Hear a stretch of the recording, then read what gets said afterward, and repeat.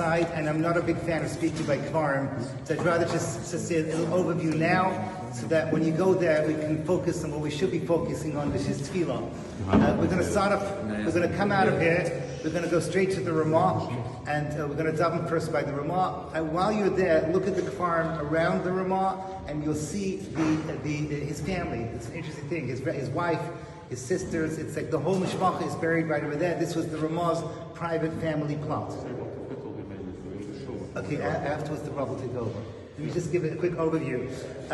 Also, make sure that you read the incredible, how do you say epitaph? The description on the Ramah's thing, Moshe ad Moshe, Moshe, which they say about the Rambam.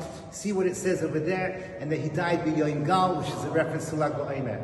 We're going to go from there, we're going to cut across to the Teishes Yom Tov. I have a special thing there. He's my, Teishes Yom Tov had a daughter called Nissel. So my father claims that's where the family name comes from. Nissel is a little knot, which is kind of perfect for me. And this is,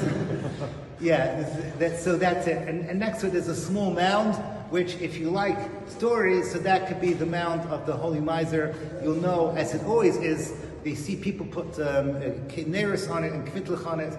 I have no idea if it's authentic, but if it pleases you, that's the Holy Miser.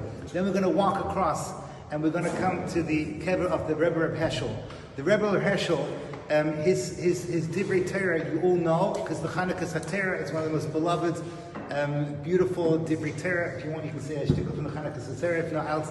And that's the Rebbe of Heschel. You should know historically that the Rebbe of Heschel is very, very important, because he led the community during Tach V'Tad. He was the Talmud of the Teishes Yom Tov, and he was the Rav of the Shach, and he was there during very tumultuous times.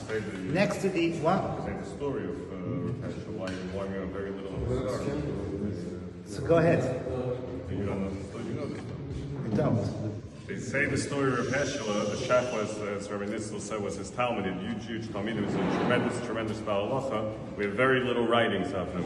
As the Gemara was, Rabbi Yochanan says that whoever answers this question, I think it's Rabbi Yochanan asked the question, he said, whoever answers this question, because nobody was able to answer the question, I'll carry his clothes for him to the Beis HaMerchatz. So the story and this is printed, the story is that Reb Heschel answered that question, that nobody told them was able to answer the question. And the next morning, Rabbi Yochanan came down from Shemayim and walked with him to the mikveh.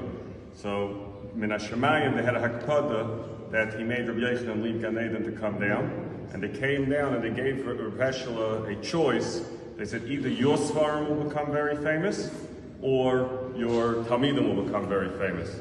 And from Reb Heschel, all we have is one of the most beautiful Svarim al Torah, but it's a very, very small, thin sefer that gets lost next to the Vilna Gaon sefer that they print together.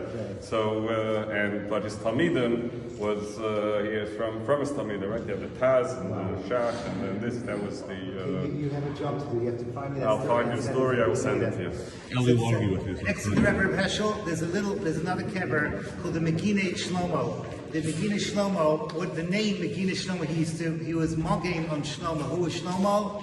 Rashi. His whole sefer came to protect Rashi, and when he died, so the story goes, he was surrounded by his Talmidim, and as a geises, he told the Talmidim to please stand up, because he says Rashi is coming down from Shemayim into this room to Melavimi to Shemayim. So again, this is just incredible that we're going to be dominated by his kever, the Meginei Shlomo. His grandson was, anyone know, the Bnei Yeshua.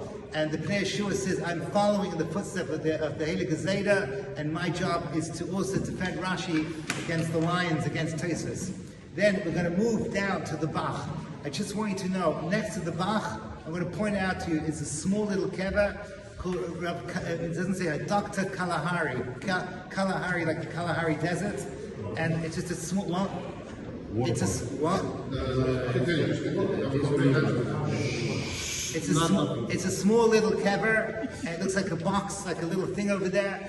You should know that this Kalahari was an extraordinary person. He was a Sephardi who came to Poland because he was considered the #1 doctor in the world at his time, and he moved to Pietrikov, which is where Beilau comes from, but at that time there was the place of the Malchus.